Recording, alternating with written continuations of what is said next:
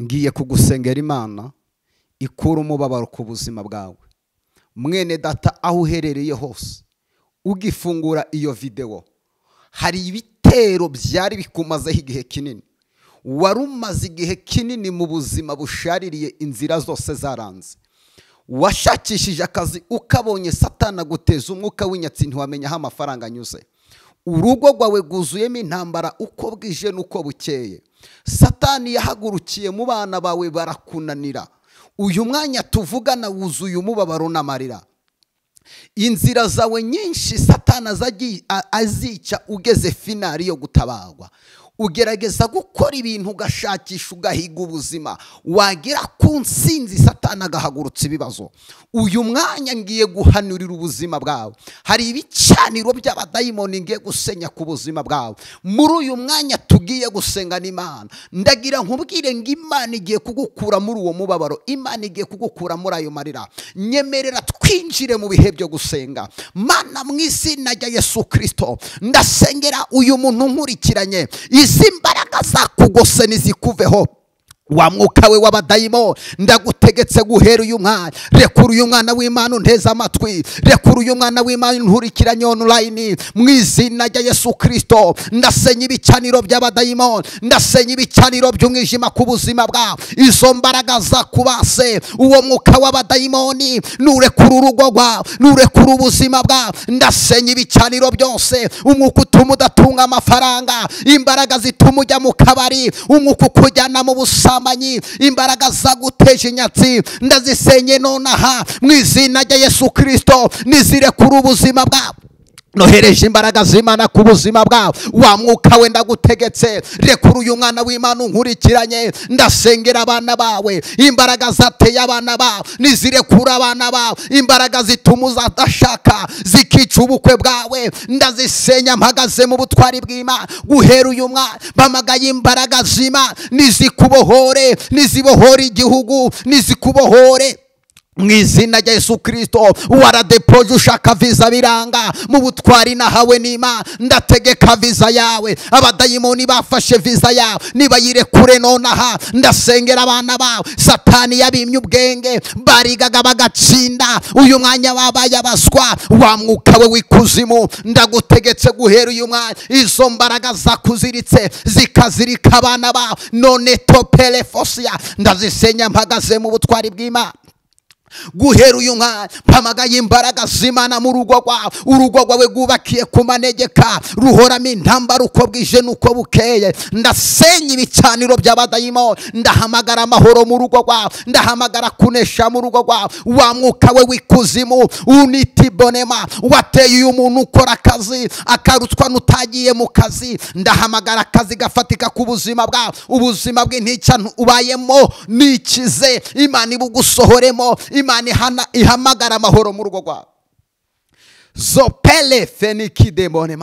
Mwene data unkurikiranye, guhera uyu mwanya Imana igusohore muri uwo mubabaro. Amarira yakubanye menshi, ubayeho mu buzima bubi, ubayeho mu buzima bushaririye, mpagase mu butwari bw'Imana. Imana nigukure muri icyo gikombe cy'umubabaro, Imana nigukure muri ayo madeni, Imana nigukure muri ubwo bushomeri, Imana nigukure muri ubwo rwangano bakwanze, Imana nigaragaza agaciro ko ariyo wasenze muri famiye. Dore ubuzima bubaye bubi, burimo buragusharirira, iyo ngwara yaguteye nonaha ndayisenye, ndasenya ibicaniro by'abadayimoni, ibyo bibaraga bigenda mu mavi yawe, izo mbaraga zagufashe muri uwo mugongo, iyo diyabete, uwo muvuduko w'amaraso, iyo kanseri, uko kubura urubyaro, nonaha ndabitegetse mu izina rya Yesu Kristo. Nohereje imbaraga z'Imana mu rugo rwawe, nohereje imbaraga z'Imana mu kazi kawe, nohereje imbaraga z'Imana mu mibereho yawe. Nonaha ndafata ibyiyoberanya, ndafata imigambi y'abadayimoni mu izina rya Yesu Kristo.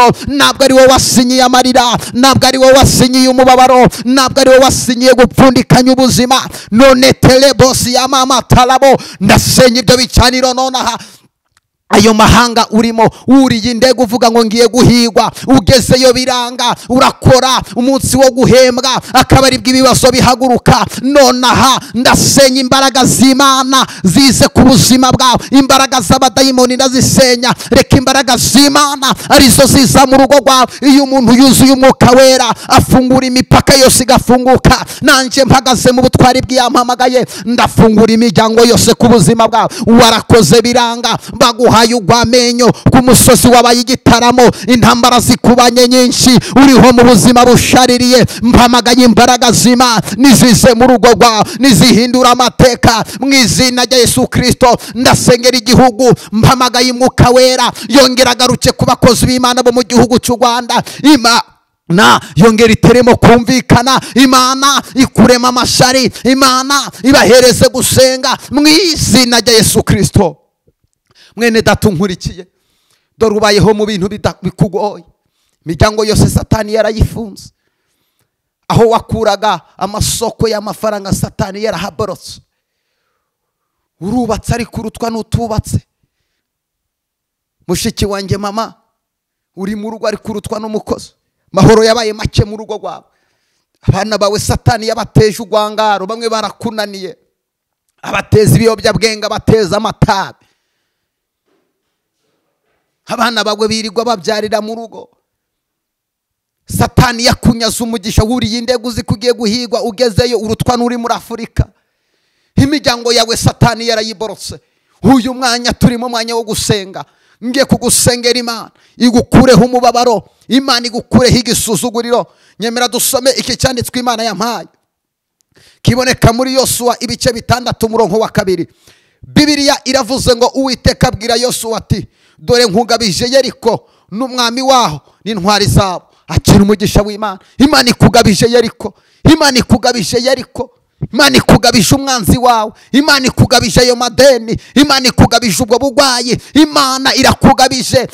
Ni witi minifo. Hari ibintu Imana igiye kukugabiza ibyari bikumazeho igihe kinini, byarakuvogereye. Esiteri ibice 9 umurongo wa 1 biravuga ngo abayuda bari bazi ko bagiye kugira ububasha ku banzi babo, ngo ariko birahinduka. Abayuda bari bo bagira ububasha ku banzi babo, dore bigiye guhinduka. Imana igiye kuguhereza ububasha ku mwanzi wawe, dore bigiye guhinduka. Imana igiye guhindura paje y'ubuzima bwawe, dore bigiye guhinduka. Abana bawe bagiye gukizwa, dore bigiye guhinduka. Umugabo wawe yongera korera Imana, dore bigiye guhinduka. Imana igukure muri ayo madeni, dore bigiye guhinduka. Imana igukure muri ubwo bushomeri, dore bugiye guhinduka. Imana igushingire, dore ubukwe bwawe bwapfuye bugiye kugaruka. Dore amarira yawe Imana igiye kuyaguhoza, dore wararize uburu waguhoza. Umaze igihe kinini mu mubabaro, umaze igihe kinini mu madeni, urugo rwawe rwuzuyemo intambara, ariko ndaguhanuriye Imana nigukure muri uwo mubabaro, Imana nigukure muri izo ntambara, Imana nigukure hiryo shavu. Hone ni talabone saya.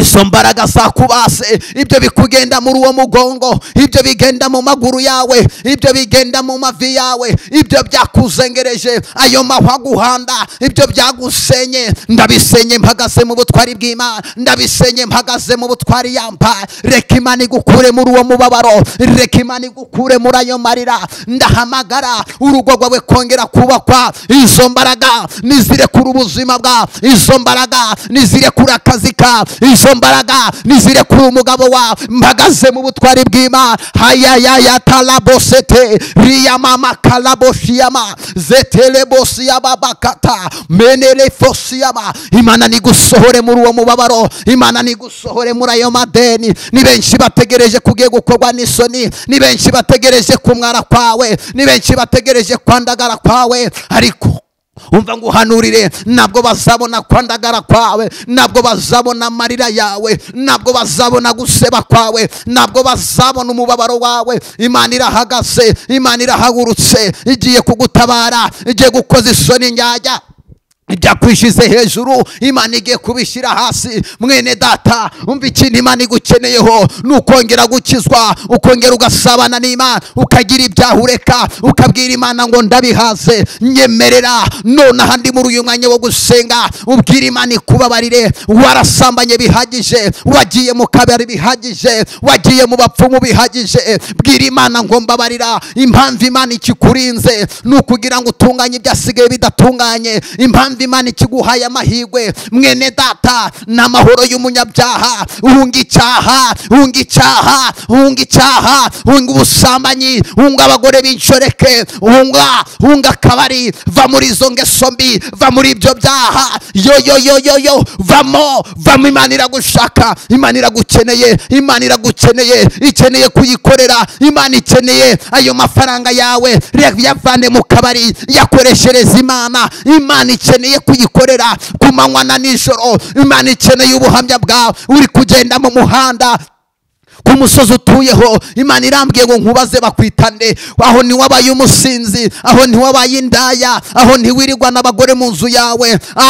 Imana yarakwibutse uribagirwa. Garukira aho ugeze. Izo mbaraga zikujyana mu byaha nizirekura ubuzima bwawe. Satani kuva atarakwikiye mu byaha, uyu mwanya mucike. Ubwira Imana ngo ndagarutse, bwira Imana ngo ngarutse ku iriba. Va mu busambanyi, va mu kunywa inzoga, va mu bapfumu. Reka Imana bariyikura ku buzima bwawe. Hereza Imana umwanya mu buzima bwawe. Hereza Imana ari gutabara. Dore wararwaniriye biranga, waragerageje biranga, ariko umva ngubwire, garukira aho ugeze. Imana iragushaka, Imana iragushaka. Imana ikeneye abana bawe, Imana ikeneye umugabo wawe mu izina rya Yesu Kristo.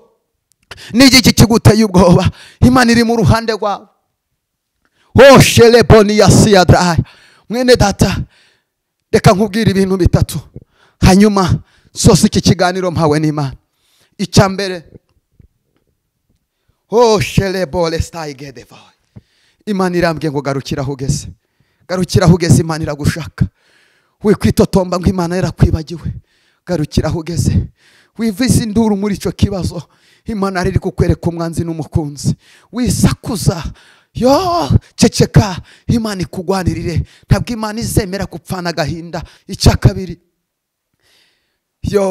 nyemerera aya masengesho dukoze yasharinge umuntu wawe. Bwira umuntu wawe asengane nanjye, ukande subscribe, ukore na share.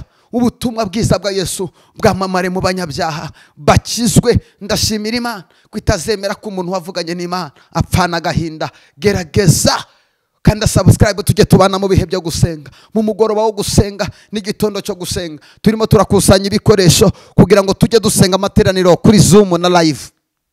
Turimo turacyakusanya imbaraga kugira ngo tugure machine n'ibindi bikoresho bikenewe kugira ngo dukore ama live.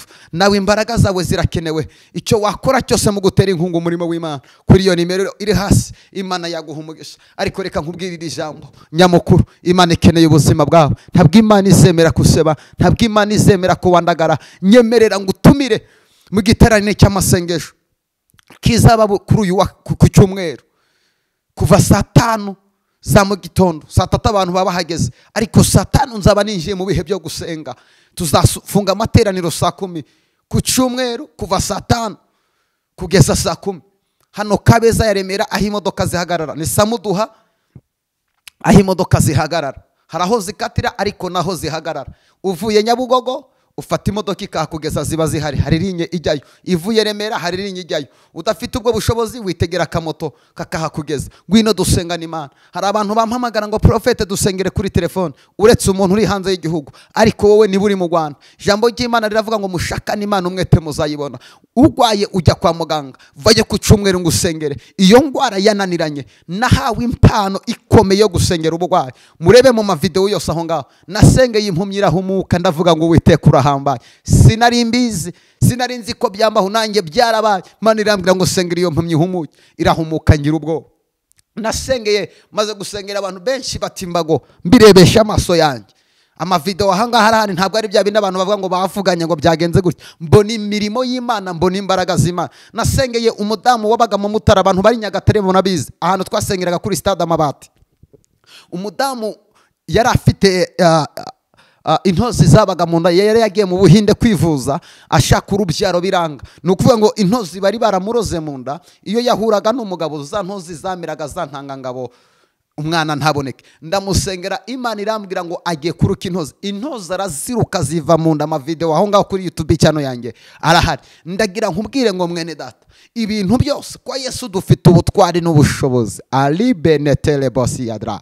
Mana yampaye ububasha bwo gutegeka imbaraga z'abadayimoni zikavaho. Na kindi mfite nagufasha, ariko nagusengera Imana. Iyo mfukamye, iyo mfashe umwanya wo gusenga, Imana ijya inyumva. Vayo ku cyumweru gusengera Imana, igukure mu gikombe cy'umubabaro, igukure muri ayo madeni. Dore urakora ntutera imbere nk'abandi. Wuriye indege ugiye mu mahanga uvuga ngo ngiye gushakisha, urutwa n'utaragiyeyo. Iyo ubonye amafaranga, ibibazo nibwo bihaguruka ukishura amafagitire ugasigara muri negatifu. Umugabo wawe waradepoje ngo urebe ko yaza byaranze, dosiye waradepoje biranga. Uradepoza mu kazi bakurangiye ugatsinda, ugategereza ko bazaguhamagara ngo uze bikanga. Hari imbaraga zikuziritse. Ngwino ngusengera Imana. Mwene data ndagukunda. Tugiye kujya dukora amateraniro live kuri Zoom. Imana iduhana umugisha. Imana iteze intambwe zawe imbere. Ndagukunda. Shalom. Ku cyumweru saa 5 za mu gitondo tuzahurire Kabeza ya Remera ahitwa Samuduha, aho imodoka zihagarara. Azaba ari faya zinduka ngo usengere by'umwihariko.